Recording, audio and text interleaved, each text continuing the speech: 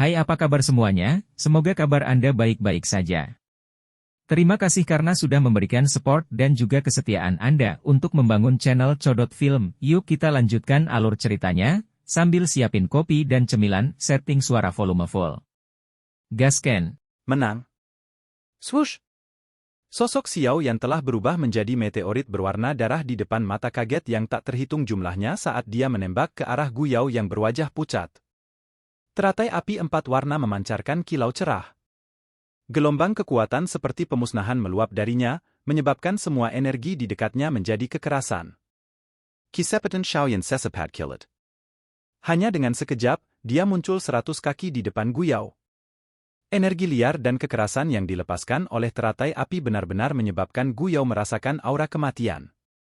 Namun, dia baru saja menggunakan Silent Destruction Finger dan tubuhnya kosong dari Do Uki. Dia juga dikejutkan oleh Xiao Yan. Pada saat itu, dia tidak bisa mengelak. Yang bisa dia lakukan hanyalah menyaksikan api yang cemerlang bersinar dengan cepat membesar di matanya.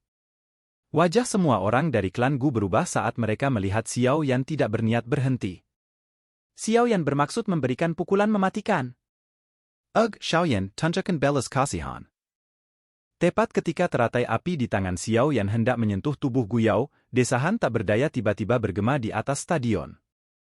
Setelah suara ini terdengar, Xiao Yan dan teratai api di tangannya tiba-tiba berhenti. Tidak ada yang bisa maju sedikit pun. Teratai api yang awalnya sangat liar dan keras telah menjadi lembut pada saat ini. Perubahan semacam ini menyebabkan mata Xiao Yan menyusut.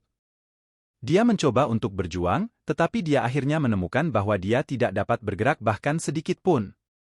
Hatinya Tracer Gak Dingen. Memang ada banyak ahli dalam klan Gu. Sosok tua yang tampak lemah perlahan muncul di depan Xiao Yan saat ruang itu sendiri terhenti. Orang yang muncul mengenakan jubah putih. Rambut dan alisnya berwarna putih salju. Matanya yang dalam tidak menunjukkan kekeruhan sedikit pun. Sebaliknya, ada hisapan lubang hitam yang tak ada habisnya. Seseorang mungkin tanpa sengaja jatuh ke dalamnya jika matanya melihat ke atas, memberikan perasaan yang sangat misterius. Penatua Tongshin. Gu Qian dan tetua lainnya dari klan Gu buru-buru membungkuk dan dengan hormat menyapa lelaki tua ini. Orang tua yang dipanggil Penatua Tong Xuan mengangguk. Setelah itu, matanya beralih ke Xiao Yan saat dia mendesah pelan. Dia mengulurkan tangannya yang keriput dan menerima teratai api yang terhenti dari tangan Xiao Yan. Setelah itu, dia dengan lembut mencubitnya. Teratai api, yang berisi kekuatan pemusnahan, diam-diam pecah. Itu tidak menyebabkan riak sedikit pun. Setelah menyelesaikan bom besar yang dikenal sebagai teratai api pemusnahan, Penatua Tong Xuan akhirnya melambaikan lengan bajunya dan melepaskan pengekangan Xiao Yan. Dia menjentikkan jarinya dan energi lembut melonjak dari lengan bajunya. Setelah itu melilit tubuh Xiao Yan. Tenggelam dalam energi lembut ini, bekas luka darah di permukaan tubuh Xiao Yan dengan cepat menghilang. Dalam sekejap mata, mereka benar-benar menghilang.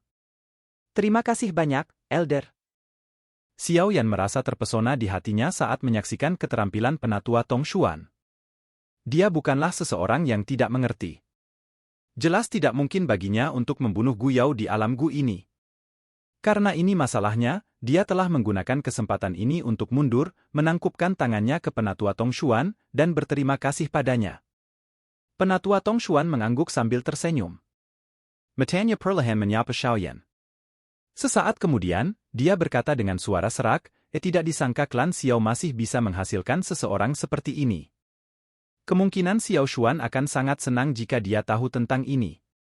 Gu Yao, kamu sudah kalah dalam pertandingan ini. Setelah mengatakan ini, Penatua Tong Xuan menoleh ke Gu Yao yang tampak pucat. Gu Yao dengan erat mengepalkan tangannya. Suara tenang Penatua Tong Xuan bergema di stadion yang benar-benar sunyi ini. Tubuh Gu Yao tiba-tiba bergetar saat mendengar ini. Dia jelas mengerti bahwa jika Penatua Tong Xuan tidak ikut campur pada saat-saat terakhir, saat ini dia akan dimusnahkan oleh Xiao Yan. Meskipun demikian, dirinya yang angkuh merasa sulit menerima kenyataan yang kejam ini. Dia tidak pernah mengira akan kalah ke tempat sampah klan Xiao.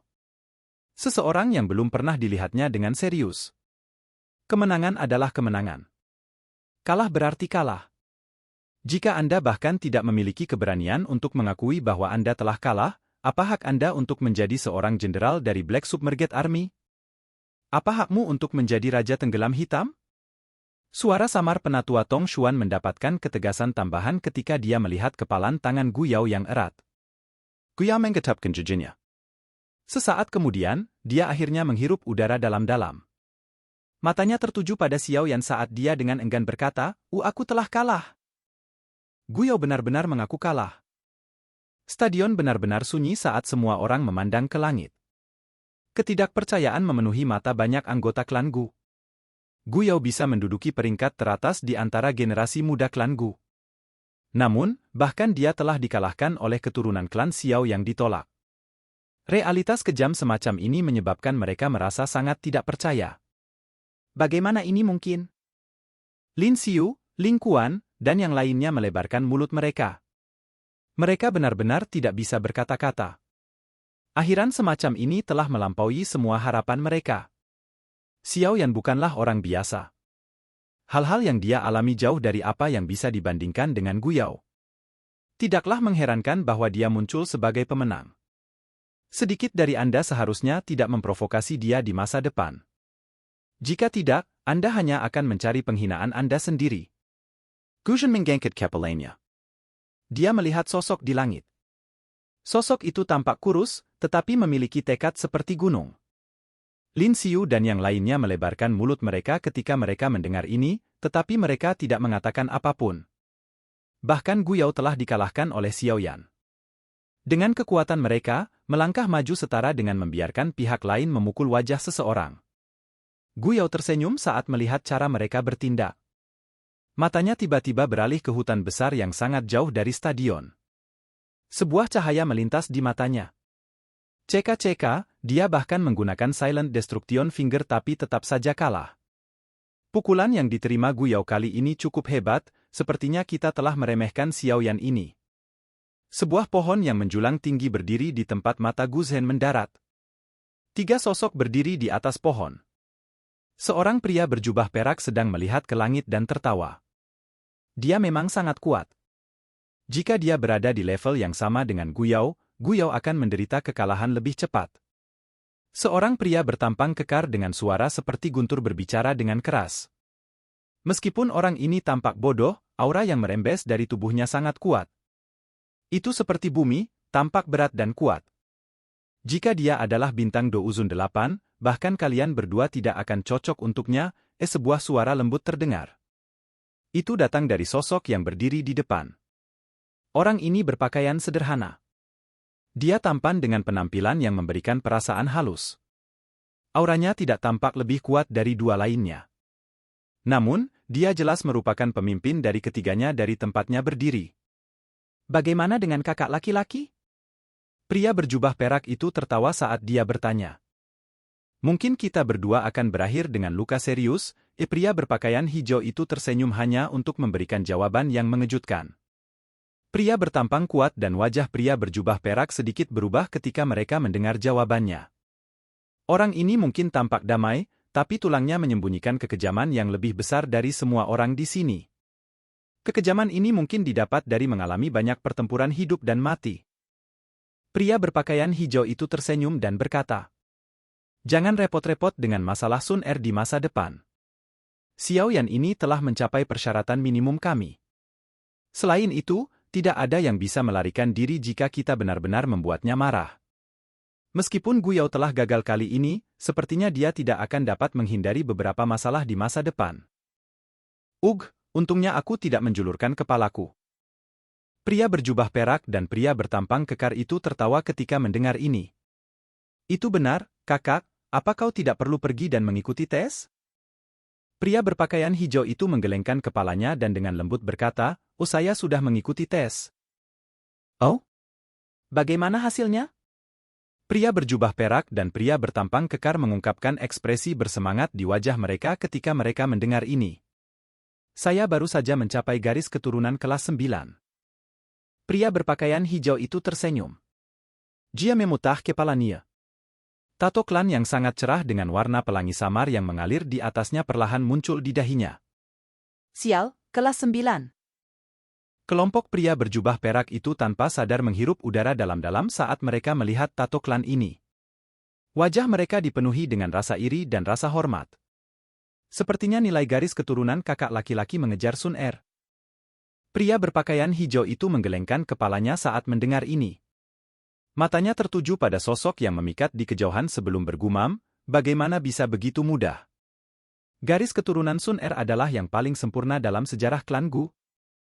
Keduanya terkejut saat mendengar kata-kata itu.